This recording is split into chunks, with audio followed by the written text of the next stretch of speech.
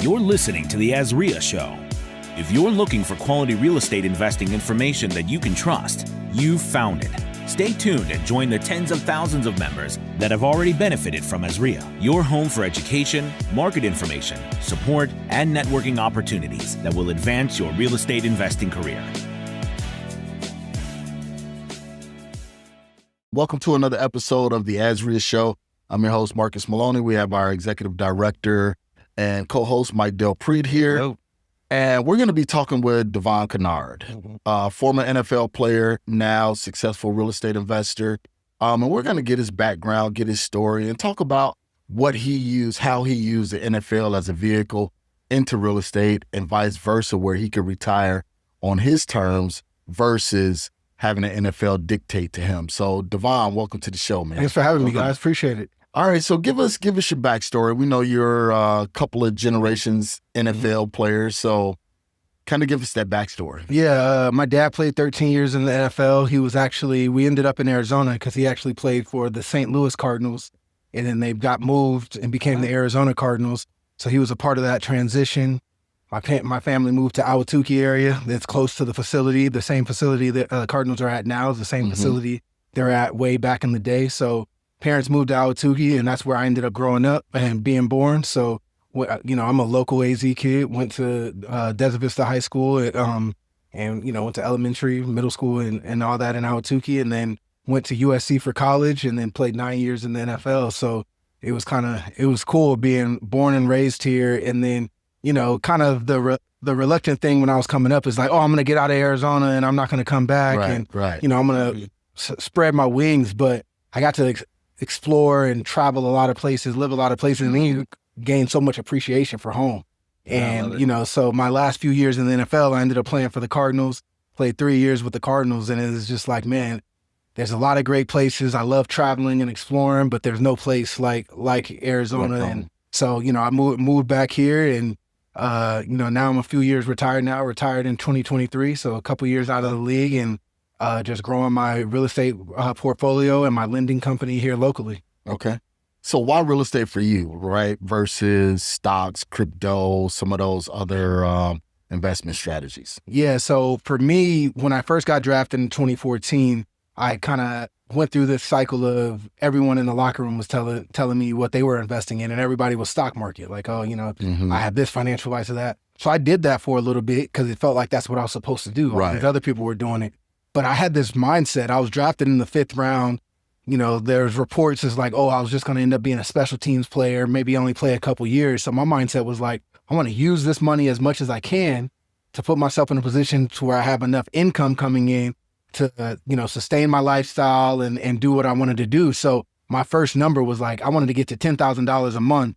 And I didn't see that happening in the stock market. It's like, it was going up and down. It just wasn't doing what I felt I wanted. I wanted, like, if I was going to only play 3 years in the NFL, I wanted to get to the point where I had an investment portfolio that was generating me $10,000 coming fresh out of college. That was a ridiculous amount of money.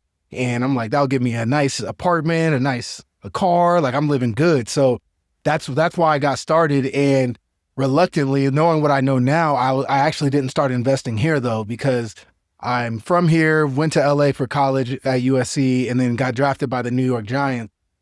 In my mind, those were all pretty expensive markets.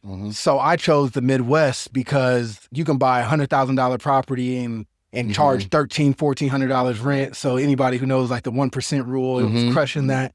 So I was buying in the Midwest, and those properties have performed great for me over the years. But when I really look at it now, it's like if I would have just bought here, the appreciation from 2014 to now would have been ridiculous. So hindsight 2020 is I've kind of like learned, and it adapts to how I am now to where I really have my lending business. That is my cash cow. It is generating the income to sustain my lifestyle. But I like to buy deals here because of the appreciation. But you got to recognize that in this market, it's not a great cash flowing market. Like your cash on cash return, especially once you put debt on it, is not going to be that great in most cases. So, it's that trade-off of that. But so early on, it was like, all right, cash flow markets, Midwest, do that, get to 10,000. So I ended up scooping up 40 properties over my career. And that's how I built that up. And then towards the end of my career, I started lending to other people who were doing fix and flips, and it just kind of built up from there. So usually you hear these stories, unfortunately, like people blow their money when they first get into the league. So what was different with you? I felt like a sense of responsibility. Like, my parents didn't come from the best area in Northern California, a town called Stockton. If anybody knows California, it's a pretty dangerous place, and my dad made it out. Like, so my dad was the one that like changed our family trajectory by getting us out of there. And for me, I remember as a young kid, I just always felt like it was my responsibility to kind of like take the baton and take it further.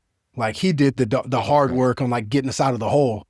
And now it's like, all right, well, I'm starting with more of a clean slate. Like, I got to grow up in a good neighborhood. I got to do all these things. I'll go back and see, how he had to grow up and hear those stories. And it's like, I don't know, I took a sense of like pride. Like, I got to do something with this.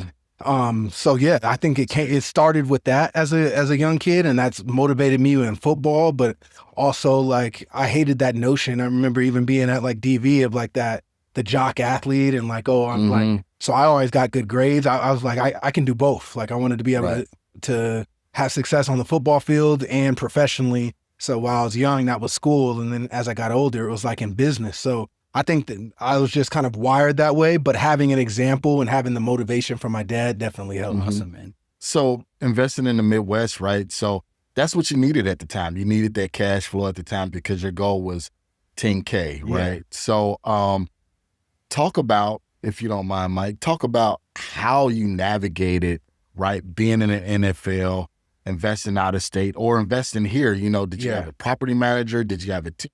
How did you set that up? Yeah, so I still believe this. Like, people get overwhelmed with investing, especially out of state, and you really just need your core force. So you need your deal finder. So that's your agent, your wholesaler. Maybe it's another investor who's like feeding you deals. You need a contractor if there is work that needs to be done that can handle the work.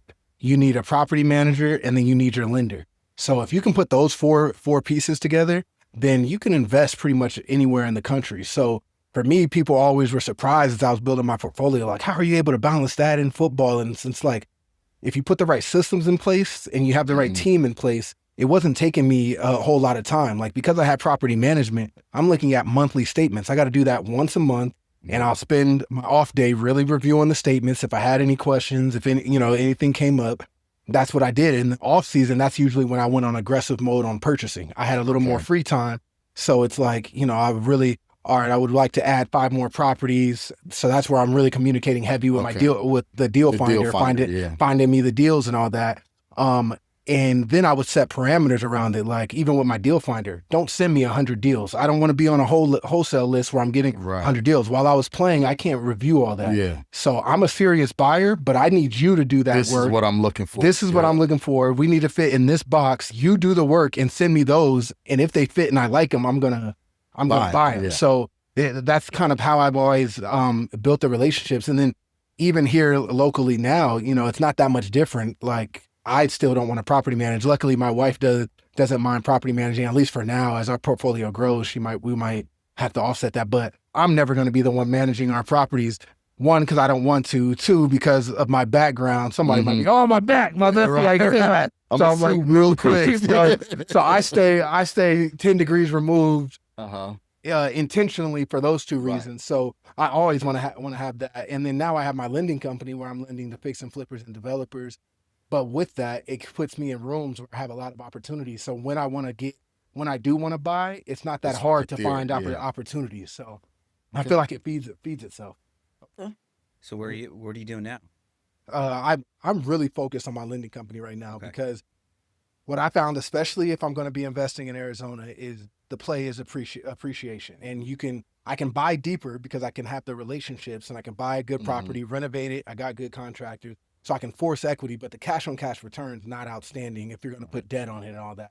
So my mindset was like, I want to build my business, my lending business up to where it's generating enough excess capital where I can pull off some of the profits from that to purchase those, and they go hand in hand. So my lending company, I'm personally not getting any tax benefits from that because that's ordinary income, but the cash flow is way higher than what it is in real estate. So that's kind of how I'm offsetting. And I'm really focused on the lending to build that up. And I want to build great relationships with good borrowers who, I want to help them become millionaires by helping them fix and flip or develop projects all over the valley and I'm going to take my spread in that from the interest I charge. And then, when the time's right, I'll start buying up properties and it'll be more so legacy plays of like, these are properties I intend on holding for the long term and play the tax benefits, cost segregation and do that. So I want to balance the two, but I would say over the next 5 years, I'm more focused on my lending company and building that momentum there because I think that's what's going to feed all the purchases I want down the line. Okay. So what are you looking for from a borrower with your lending? I prefer somebody who's experienced. So what's different between me and other lenders is like, I call myself a private lender. It's not that different than hard money lender, but the big difference is I'm lending my own personal capital and capital I fully control. So if you go to traditional hard money lender, they are really brokers lending other people's money. They're connecting you as the borrower to whoever their capital source is. When you work with me, I am the capital source. So I don't have as much money. I don't have $100 million institutional money behind me. So I get to be selective and slowly and organically grow a borrower list that we can build a great relationship. But with that, I can be more flexible. I can lend to a higher LTV because the big hard money lender, they have to fit in their box. And they can't go outside of it. For me, if I ever have to deal with a default or a foreclosure with a borrower, I have the capabilities of renovating the property and taking it over myself. You could do it yourself. The other lender, they're fire selling. You don't pay, they got to take over the property, they're just selling it. So I'm looking at what the ARV is on a property and so I'm able to lend at a higher value knowing my exit strategy, if all hell breaks loose and I got to take over, is actually to finish the product. Okay. So my vantage point and my risk profile is different than other lenders because of my business model. So I feel like that gives me a strategic advantage. And with that, I charge a little higher than some lenders, but I go to a higher LTV and I have more creative solutions. Okay. I can cross collateralize. I'll look at second position loans on residential, on investment properties you have. So I could be more creative, and I found many borrowers appreciate it.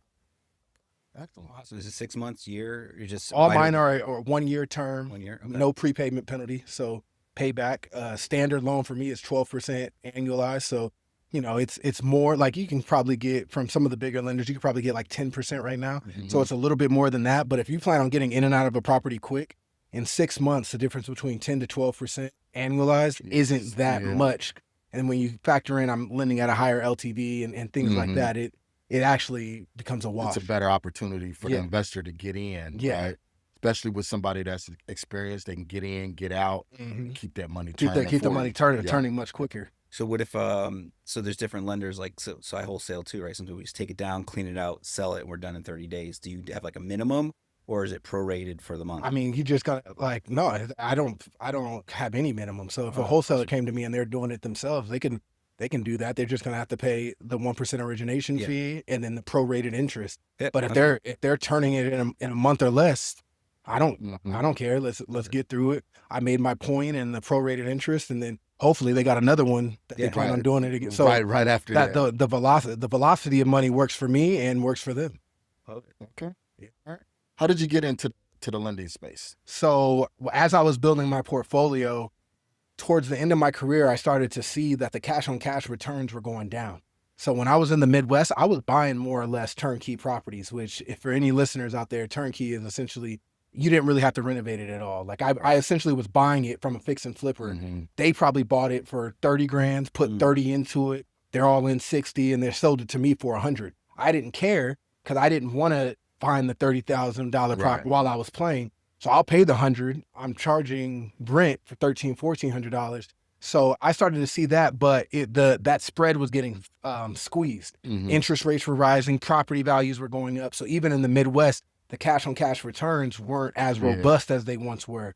And then I was starting to have the desire to want to kind of level up and invest more here. And the cash on cash returns really weren't looking that good. So that's where I was looking at opportunities. And, in 2022, 2023, I did a couple of loans on the side with a couple of borrowers I knew, and I was seeing the cash return on that as opposed to some of the properties I was underwriting. And I'm like, it's night and day. And this was easy as heck. Like once you Right, put the right. systems in place on the lending side, Paperwork. yeah, it's paperwork. And Mhm. I'm process and SOP oriented, so I'm like, I build the systems around it. I can like kind of just go Yeah. through my checklist. So that's where I got into it. And as soon as I retired in 2023, I really looked at that and I'm like, you know what? I've already done a few loans over the last couple of years, not knowing what I was doing. I'm going to really learn this business and I'm going to start my own company. And it's taken off. I'm a little over 2 years now and I funded over $13 million, all private capital, and I'm just going to keep growing it from there. Okay. Did you disposition like your Midwest properties to help fund? In the process now. Yeah. So I already had enough capital to get it funded, but there's a couple things I did. So one, just straight my own cash, what I had. Two, with my portfolio of real estate, I took line of credits across. Okay. So essentially arbitrage that. So arbitrage is essentially my line of credits for 7%. I'm charging 12%. So that means there's a back 5 down. there's Yeah. a 5% spread on that. So I was doing that, and then I've raised some investor money, family and friends who are like, "Bro, I don't want to do that myself, but I love the business model. Can I work with you and do some loans with you?" So gotten some money from that, but now I'm in a place where I've had proof of concept. So I'm building better banking relationships, going to get line of credits based off of the actual business, while also simultaneously I am about to start selling a lot of my out-of-state real estate, bumping it into the lending company. That's going to give me higher, volume of better return. And then that's going to allow things to scale up faster. It's kind of my plan. Nice. Where are you at in the Midwest? I was in Ohio, sold all that already. Mhm. I'm in Kansas City. I have some stuff in Tennessee.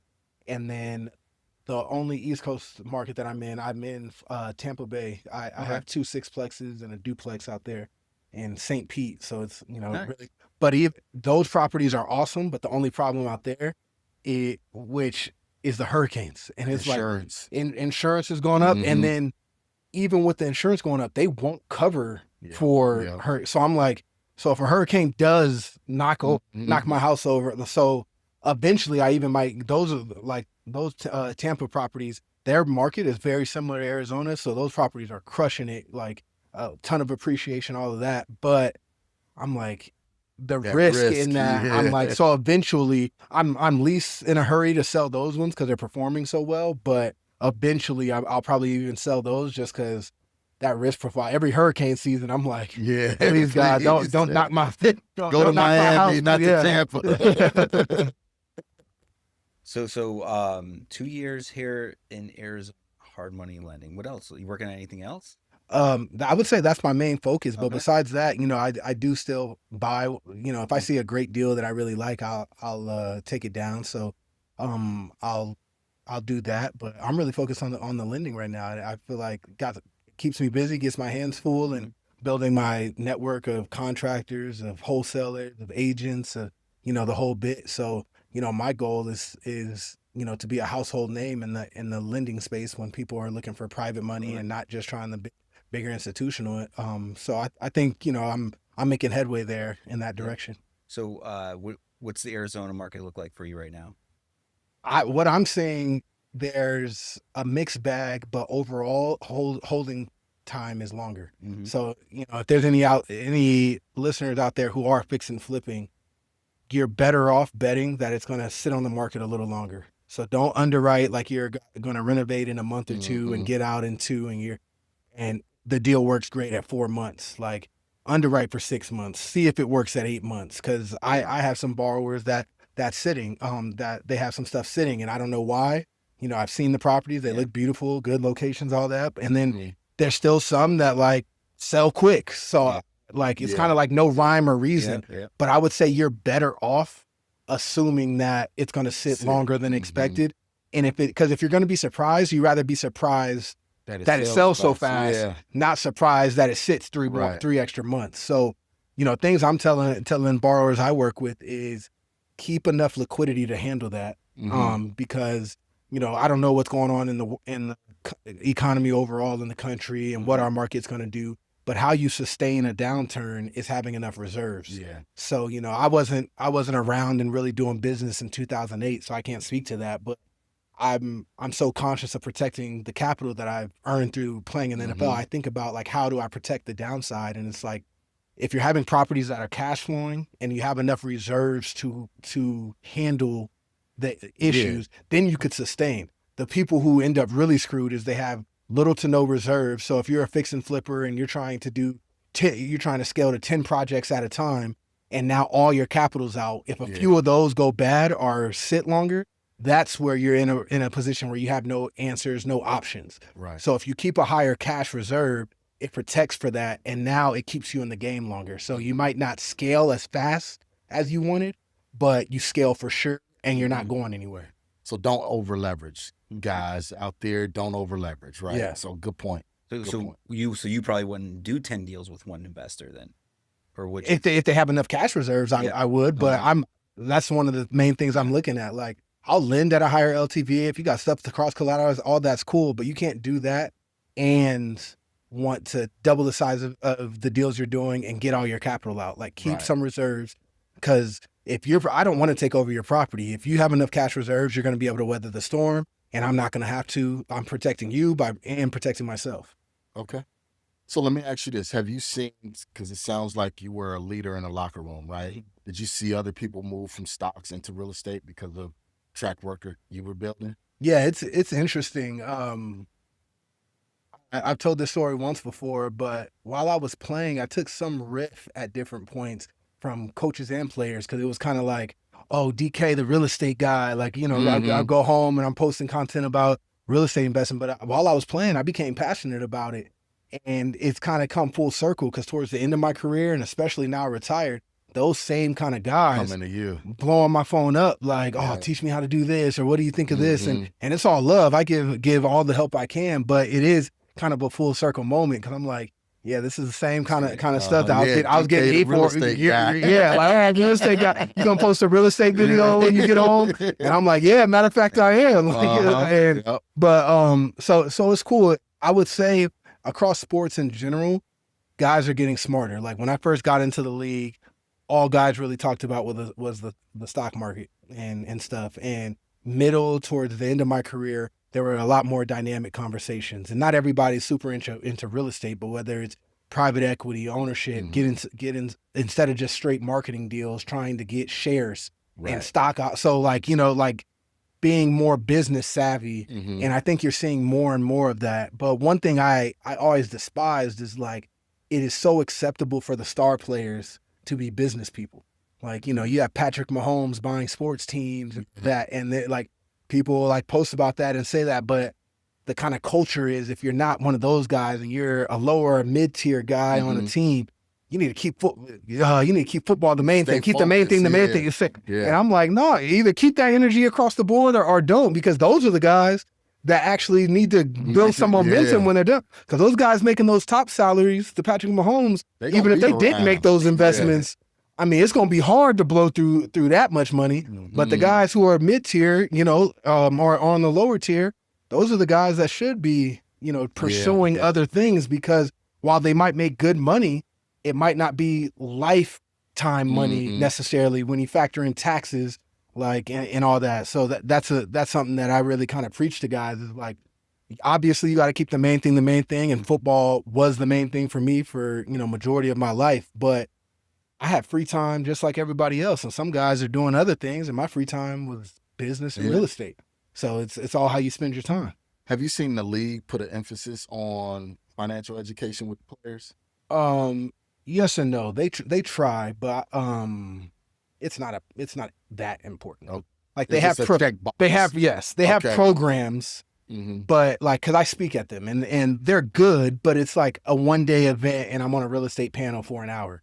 That's not like, and you're talking about guys who've never had any real estate, like, to where it's like, it's not even putting a chink in what needs to happen. So I'm actually on the board of Pro Athlete Community, which is not associated with the NFL directly, but most NFL players go through the program. They have over 1,000 members, and it's like a deep dive program. It's like training camp for players in business, and real estate is one of the big things that we cover. And I'm really passionate about that, because it's the best vehicle in the sports world that's actually teaching guys about business and investing and all the different things. So, I would say on the NFL and then even the NFLPA, which is the Player Association, they both have programming, and I'm involved in both, but it's just not enough. It's 1 or 2 days fire round, and I think it will take an outside organization, and that's why I'm part of PAC to like really get guys immersed in learning what to do, how to underwrite, like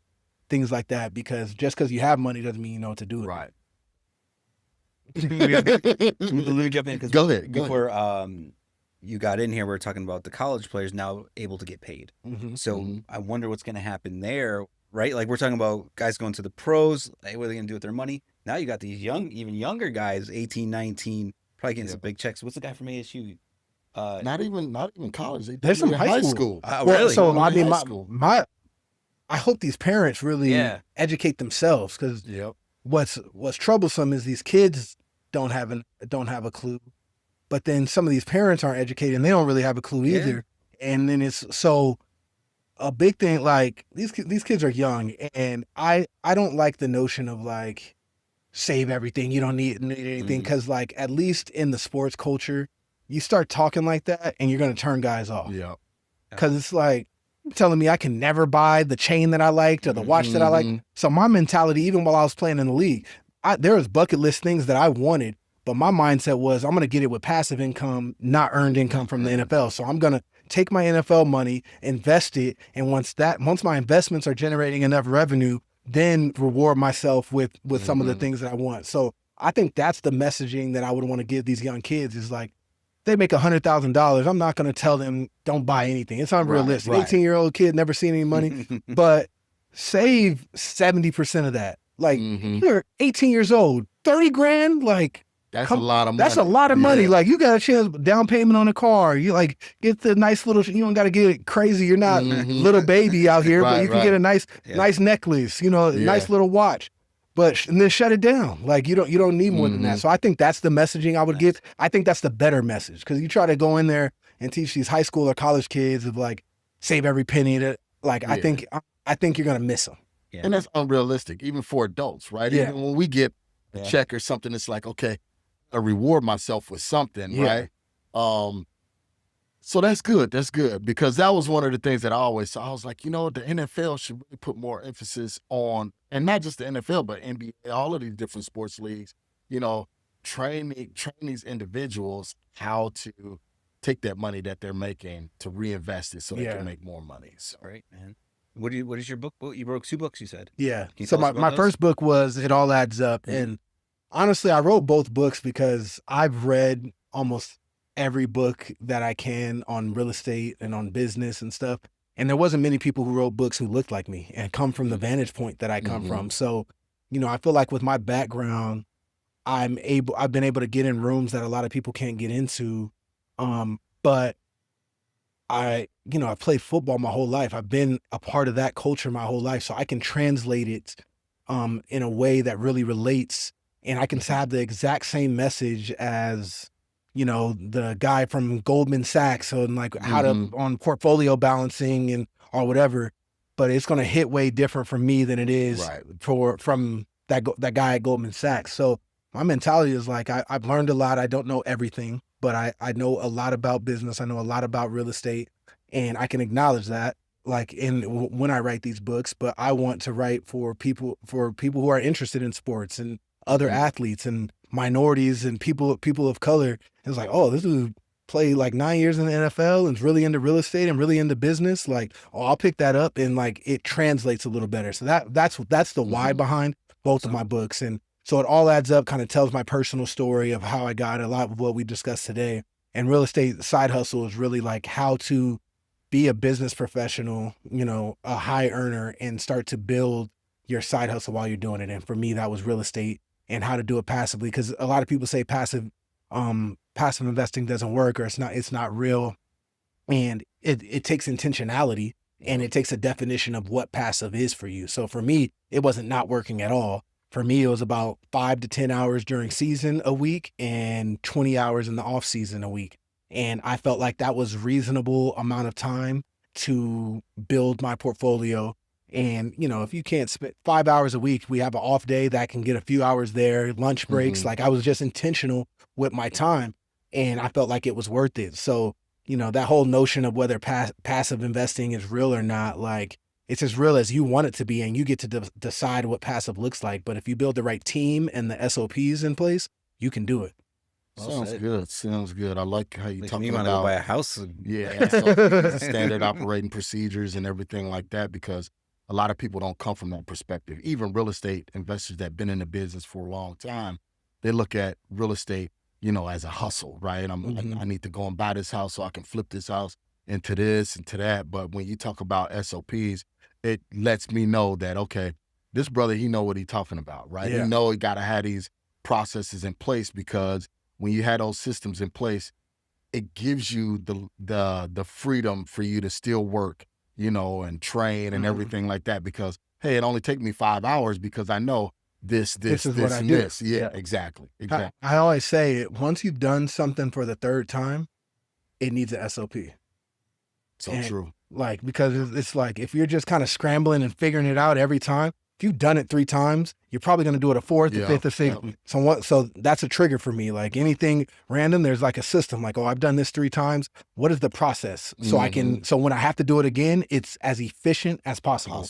Boom. So you can breeze through it. So when this happens, so it's like loan packages, since I'm a lender, like I have it within the software that I use, and if I plug in all the correct borrower information, it populates it instantly now. Right. Instead of me manually doing that. I've had to, my first couple of loans, I had to manually punch that in. That could take a few hours.